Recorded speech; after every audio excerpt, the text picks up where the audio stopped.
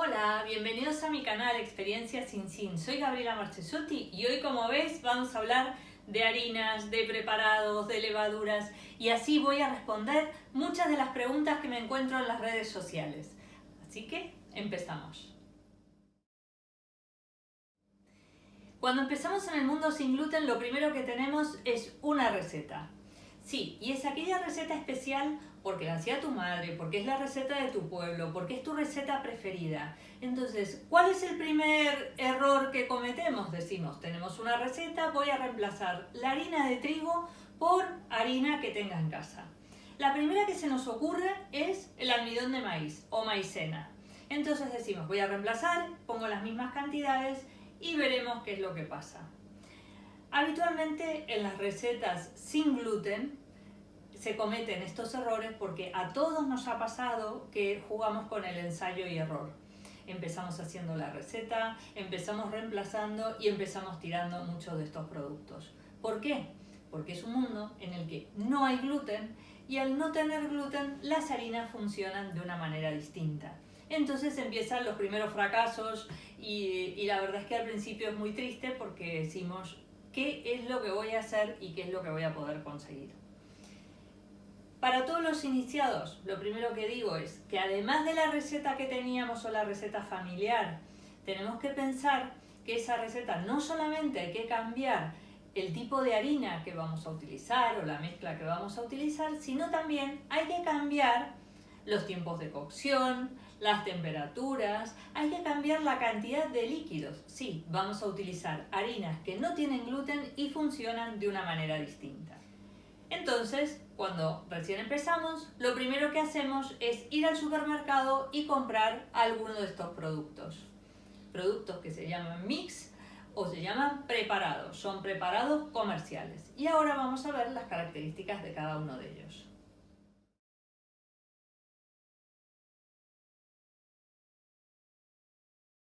Cuando recién comienzas en este mundo, lo que te recomiendo es ir a tu supermercado habitual y buscar uno de los preparados que pueda haber allí. Estos preparados son todos distintos, son preparados o mix, son preparados comerciales que cada uno tiene una composición química. No es lo mismo que cuando estamos utilizando harinas de trigo. Cuando utilizamos harina de trigo tenemos una harina floja, una harina de repostería y también tenemos harina de fuerza. Estas harinas las podemos comprar de distintas marcas y las reemplazamos más fácilmente. Cuando tenemos un preparado comercial, eso no es tan fácil. ¿Por qué? Porque la composición química es distinta, porque la cantidad de proteínas es distinta o porque algunos de ellos contienen espesantes, otros pueden contener levaduras y entonces funcionan de una manera distinta. Algunos de ellos son más versátiles, aquellos que se llaman universales, es decir, que nos van a servir tanto para hacer panes como para hacer galletas. Si estamos hablando de preparados comerciales, por ejemplo, con este es un preparado específico para hacer pan. Lo primero que te recomiendo, además de comprar todos los que están certificados, es hacer las recetas que vienen en los paquetes. ¿Por qué? Porque esto nos va a indicar si nos gusta esa receta, ese sabor. También puedes recurrir a cada una de las marcas comerciales y buscar los recetarios de la marca. Siempre esto nos va a dar una pista para comenzar.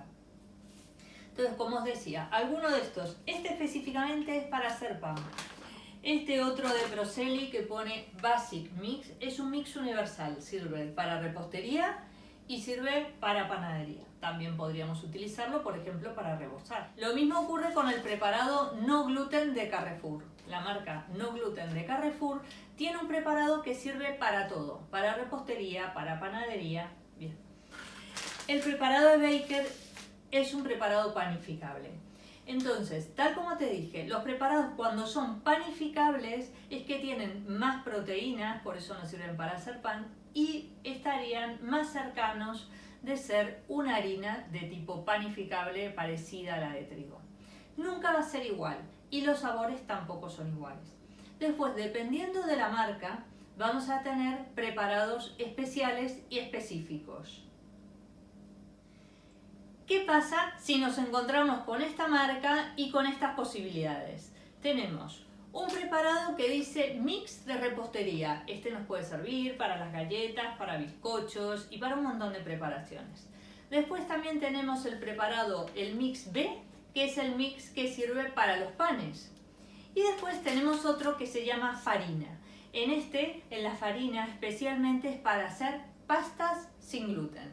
Por eso te digo que dependiendo de la marca que encuentres, de la que te guste, vas a tener distintas posibilidades. Como te decía, los preparados comerciales tienen distinta composición química y aquí lo que están utilizando es harinas de cereales, de pseudocereales, están utilizando espesantes y bueno, y hay distintos componentes que los hacen característicos a cada uno de ellos. Estamos hablando de harinas sin gluten, es decir, vamos a recordar, las harinas que no podemos tomar los celíacos son trigo, cebada, centeno, camut, triticale, espelta. Algunas clases de avena tampoco.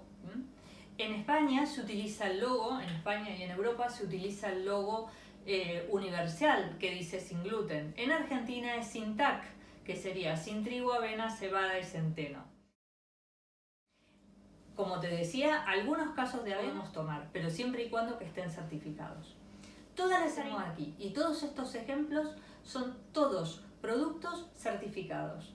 Es decir, que no compro a granel estas harinas, sé que algunas veces podría salir más barato, pero cuando vamos a una tienda en la que están los productos expuestos a granel, también nos exponemos a tener contaminaciones cruzadas, que se haya utilizado la pala de uno para servirse en otro, o que al ponerlo en un escaparate, me ha pasado visitando una tienda que era preciosa y veía los productos sin gluten todos rodeados de productos que tenían gluten. Entonces digo, bueno, la tienda maravillosa, una gran variedad de productos, pero para los celíacos no era apto esto, justamente por eso, por la contaminación cruzada, no solamente por la harina que podía volar, sino cómo estaba distribuido y no había forma de separarlo. Entonces, lo mejor es utilizar aquellas harinas que estén certificadas y que podamos tener cerrados en un paquete. Otro tema importante, si en casa hay celíacos y no celíacos, lo que hay que hacer es guardarlas bien en un bote. Tienen que estar identificadas y las tenemos que tener etiquetadas y poner cuál es la fecha de caducidad para saber que cuando las utilicemos funcionen bien. Dentro de las harinas sin gluten, ¿cuáles son las que podemos tomar? Bien, podemos tomar harinas sin gluten que son de cereales, como el arroz, el maíz, el tef y el mijo. Algunas de ellas son muy raras, como la harina de tef. Pero esta harina de tef, por ejemplo, es una harina específica de la zona de Etiopía y es una harina que es muy proteica. Las harinas que nosotros utilizamos tienen una característica. Son harinas que tienen una composición que varía de unas a otras y que su composición proteica es muy diferente a la harina que tiene, a la composición de una harina de trigo. Cuando estamos hablando de las harinas de trigo, decimos que tienen entre una harina floja entre un 9% y un 13% de proteínas. Cuando estamos hablando de las harinas que utilizamos o de los almidones sin gluten que utilizamos, podemos llegar a valores en proteínas que están en 0,3, 0,4 gramos de proteína cada 100. Entonces esto las hace muy distintas, no solamente no tienen el gluten, sino que tampoco tienen esa composición proteica. Por eso vamos a encontrar que muchas de las recetas que utilizamos necesitamos añadirle leche en polvo, también le añadimos yogur, le añadimos proteína. De otras formas, en quesos añadimos estas proteínas para que nos den más consistencia y nos permitan conseguir una textura mejor. Como sabes, uno de los cereales que podemos consumir fácilmente es el arroz. También lo podemos tomar de distintas maneras. Podemos tomar una sémola de arroz. Estas sémolas de arroz sirven para sopas, como espesantes. También puede servir para hacer algún tipo de pasteles o también nos puede servir para rebozar alguno de los filetes que hagamos, o podemos hacer filetes o podemos hacer verduras. Nos sirve como rebozador también, además de espesante de distintas sopas. La harina de arroz podemos encontrar harina de arroz normal o harina de arroz integral. ¿Cuál es la diferencia entre una harina normal o una harina más blanca y una harina de arroz integral? En la harina de arroz integral indudablemente tendrás más nutrientes, más vitaminas, más fibras. La que puedas encontrar, la harina de arroz o la harina de arroz integral, se pueden sustituir una a otra perfectamente. Depende de la que consigas o de la que quieras tomar.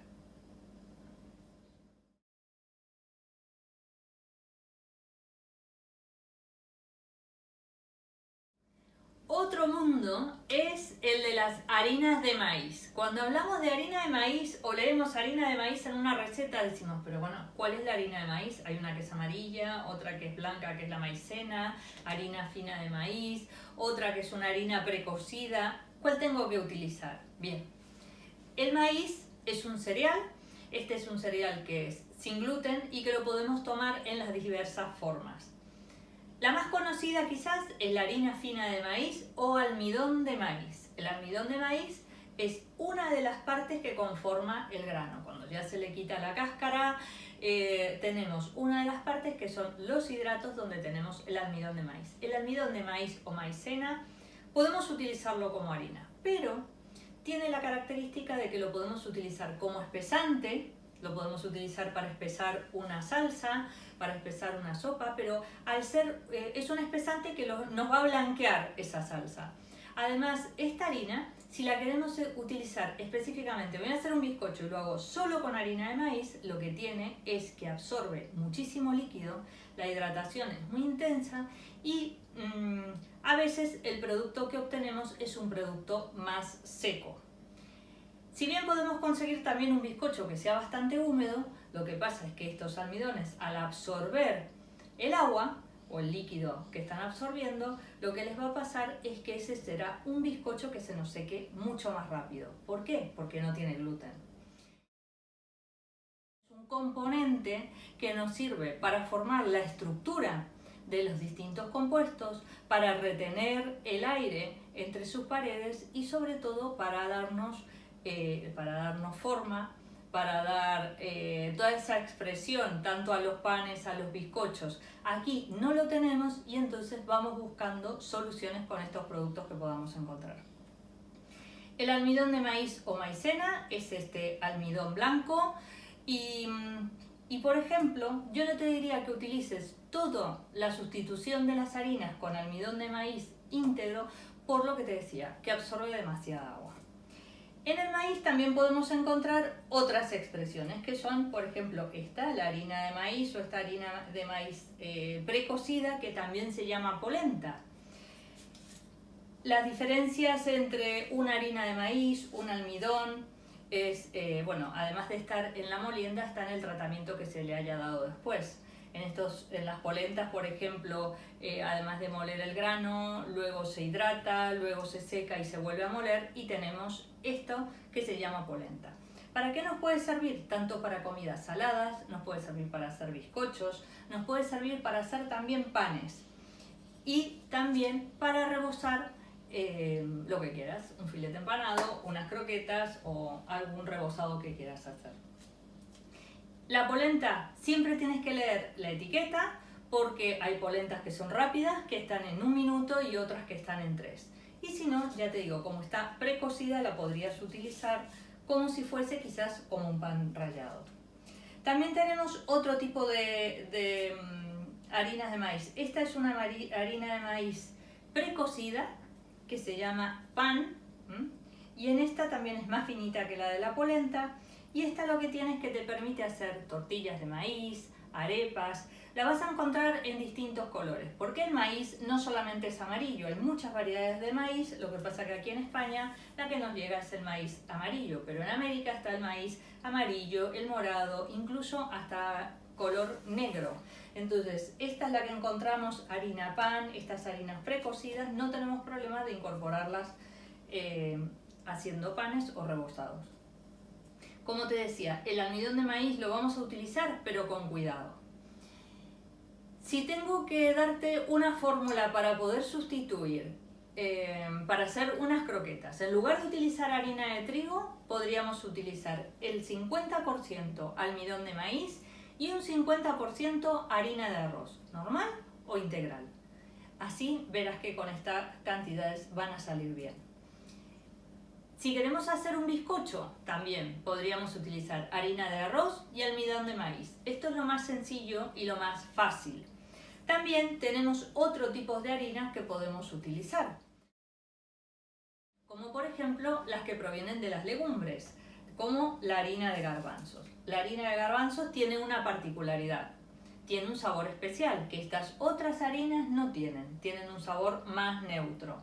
La harina de garbanzo también tiene como propiedad que tiene muchas más proteínas y se puede utilizar también para obtener, por ejemplo, unos crujientes rebozados. Queremos hacer un pescadito frito y que esté muy rico. A esta le pondría harina de garbanzos mezclada con harina de arroz.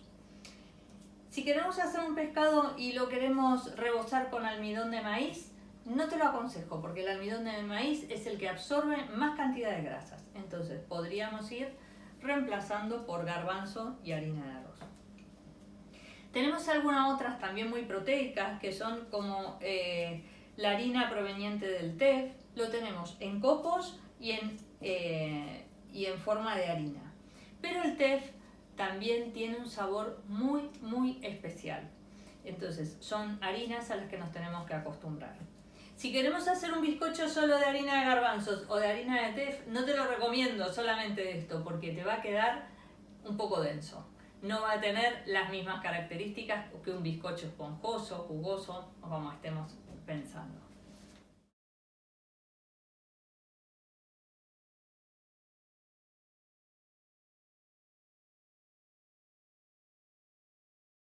¿Podemos consumir harina de trigo sarraceno? Aún en día hay mucha gente que dice no, pero es trigo. Bueno, yo te muestro esta foto para que veas que esta es la planta de la cual proviene la harina de trigo sarraceno. La harina de trigo sarraceno tiene unas semillas muy particulares porque son unas semillas casi triangulares. Esta es una harina muy especial porque esta harina, además de tener un sabor particular, nos da cierta crocantez cuando estamos haciendo pizzas, cuando estamos haciendo galletas. Por eso se incorpora a estas preparaciones. Como verás, después de ver esta foto ya te vas a acordar que esta es una planta herbácea. Tiene distintos nombres. Se la utiliza con distintos nombres como trigo árabe, trigo morisco, grano turco o fajol en Cataluña. Pero esto es el trigo sarraceno y el también llamado alforfón. Estas son plantas pseudocereales. También entre ellos tenemos la quinoa o el amaranto. Son todos aquellos granos o harinas de estos granos que podemos utilizar para nuestras recetas. Pero tienes que tener en cuenta que tienen un sabor particular. Otra de las harinas que está muy de moda es utilizar harina de avena. Te aconsejo que esta harina de avena sea certificada, porque la harina de avena puede tener contaminaciones cruzadas y no ser apta para celíacos. También es cierto que la harina de avena en algunas personas puede dar algunos inconvenientes. Entonces, ¿que no tienes harina de avena? Hay muchas otras que podemos utilizar. Además de la harina de avena, también están los copos de avena que puedes emplear para hacer galletas. Pero si no tienes copo de avena, podríamos utilizar otro tipo de copos. Por ejemplo, los copos que utilicemos para el desayuno. Muesli, pueden ser copos de maíz o quizás también copos de patata, dependiendo de la receta.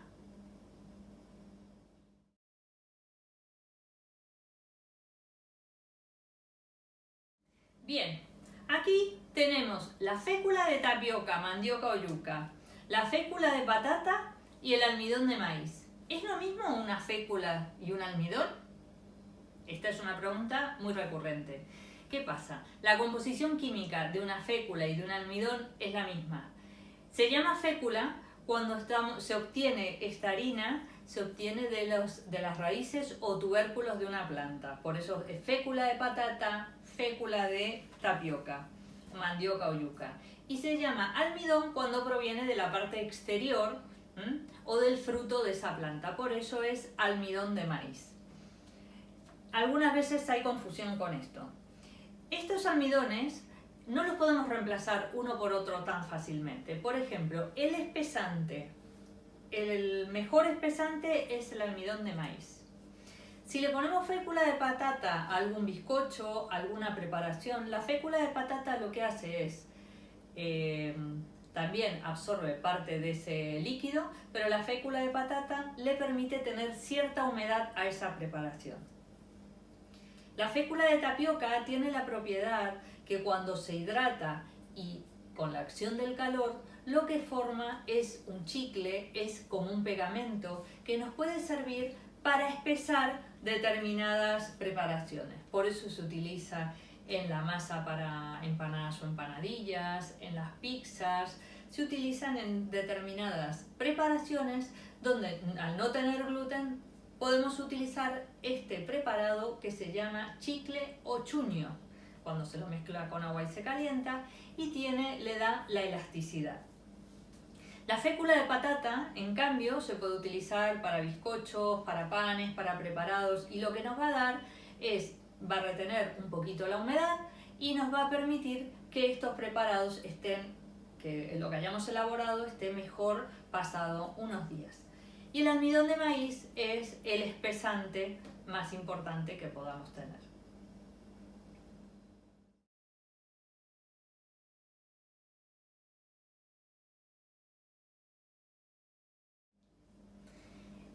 ¿Qué se utilizan en las recetas como espesantes, como mejorante, para conseguir esa textura lo más parecido a una textura de harina de trigo? Se utiliza, le agregamos leche en polvo, como te decía, porque esto le va a aportar más proteínas. También se utiliza goma xantana, que aunque la goma xantana tenga mala fama, la goma xantana también proviene de una fermentación y es un producto natural. Y si no, también tenemos otro que se llama psyllium. El psyllium es un polvo que proviene de la cáscara de las semillas de una planta y que tiene propiedades importantes cuando se las mezcla con agua, cuando se calienta, porque tiene propiedades mucilaginosas. Se forma una red, un mucílago, y esto permite dar determinada elasticidad a las masas que hasta ahora no teníamos. Además de esto, se incorporan otro tipo de ingredientes, como pueden ser levaduras o incluso también levaduras químicas o impulsores.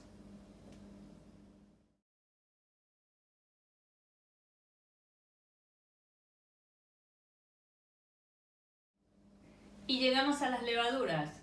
¿Qué tipo de levadura puedo utilizar? ¿Cuál puedo utilizar para bizcochos? ¿Cuál para panes?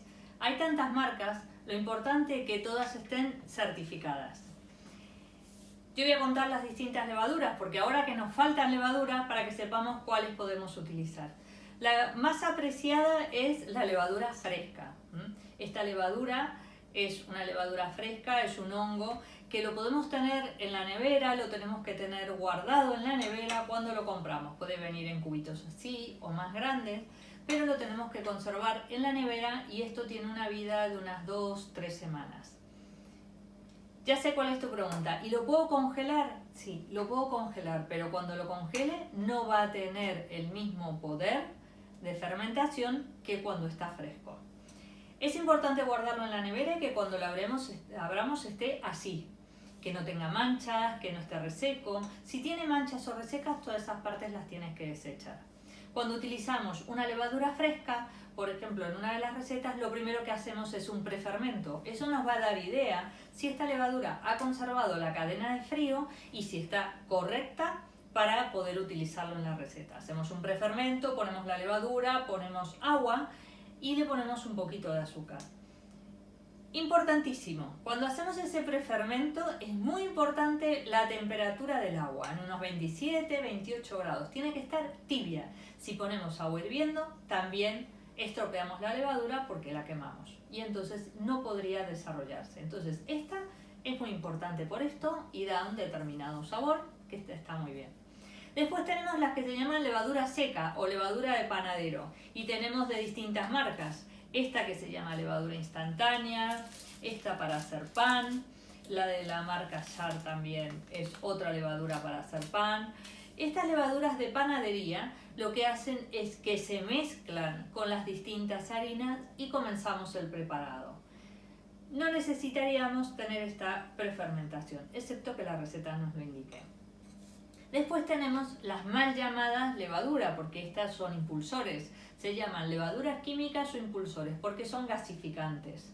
En realidad son gasificantes y tenemos que tener en cuenta no solamente que sea sin gluten, sino que si a lo mejor tienes alguna alergia o intolerancia, como por ejemplo no puedes tomar leche, tienes que leer la etiqueta porque alguna de estas, como estas levaduras, pueden tener trazas de leche.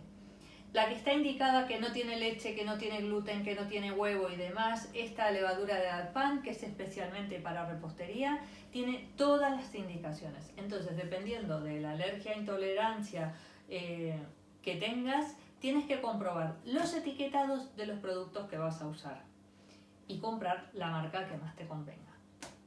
Cantidades de levadura. La cantidad de levadura, un bloquecito de 25 gramos equivale a aproximadamente unos 8 gramos de estas levaduras de panadero. Son levaduras que son mucho más rápidas y requieren menos tiempo de fermentación. En muchos de nuestros panes mezclamos ambas levaduras e incluso también se utilizan impulsores químicos. ¿Por qué? Pues dependiendo de la mezcla de harina que hayas utilizado, si tiene muchas proteínas, si es una mezcla muy pesada, también vamos a necesitar un impulsor para que ese pan leve de otra forma y que mantenga la forma. ¿Y qué puedo utilizar para rebozar? Me he quedado sin pan rallado. Siempre tenemos pan rallado de distintas marcas. También podemos utilizar el pan que habíamos hecho y que nos había quedado duro, lo podemos rallar. Lo tendrías que tostar un poquito y guardar en un bote. Sino, ¿qué otras opciones tenemos? Por ejemplo, podríamos utilizar unos cornflakes o unos copos de maíz que nos van a dar una textura crujiente. Estamos hablando de un rebozado que puede servir para un pollo, para pescado, puede servir para unos calabacines al horno o también puede servir para unas croquetas. Otras posibilidades es pan rallado de las distintas marcas. Por ejemplo, este tiene una composición que es harina de arroz y de maíz. Cambio de marca y tiene otro color, otra composición, porque además lo que tiene son gasificantes, emulsionantes y harina de arroz. En otros, en cambio, además de la harina de arroz, harina de maíz, también tiene harina de soja. Pero ten cuidado porque algunos de estos pan rallados incluyen aceite de palma. Si no quieres tomar aceite de palma, no compres ese, puedes comprar otro. También existen otros preparados crujientes en el mercado que están formados, por ejemplo, como que da un crujiente que está hecho con almidón de guisantes, con féculas, pero para el que tenga alergia a la mostaza o al apio no lo podría utilizar. Entonces siempre lo que te recomiendo es, antes de utilizar un rebozador, que leas bien las etiquetas y que no te confíes, las tienes que ir leyendo cada vez que lo utilizas o que lo compras nuevo o que han cambiado el packaging, porque no sabes si la composición ha cambiado o si han agregado algo a su etiqueta. Lo último que utilizaría para rebozar sería almidón de maíz o maicena, porque la maicena absorbe muchísimo aceite. Entonces, no utilices maicena porque los productos te van a quedar muy grasos. Pero después puedes utilizar harina de arroz, las distintas harinas de maíz, puedes utilizar también polenta o todos estos preparados. Es decir, que la variedad es muy amplia. Además también podrías utilizar las harinas provenientes de frutos secos. Si no tienes problemas con los frutos secos, podrías triturar almendras o anacardos o nueces y esto también mezclarlo con el pan rallado que tengamos o con la harina de maíz y le vamos a dar otro sabor a nuestros rebozados. Y hay otro elemento que nos puede servir también para rebozar, que no lo tengo aquí, pero son los copos de patata. Sí, los copos de patata o los copos de puré instantáneo, si los utilizas para rebozar, te quedan unos rebozados muy crujientes y los podemos compartir y tomar todos. Como ves, el mundo sin gluten es un mundo muy amplio. Es un mundo que tenemos muchas posibilidades, pero tenemos que aprender a utilizar cada una de estas. Si este vídeo te ha gustado y te ha resuelto muchas dudas, espero que le des a un like, también lo puedes compartir. Y si quieres ver cuál es la aplicación de todas estas recetas, puedes verlas en mi canal, Experiencia Sin Sin. Allí te espero y nos vemos en la próxima.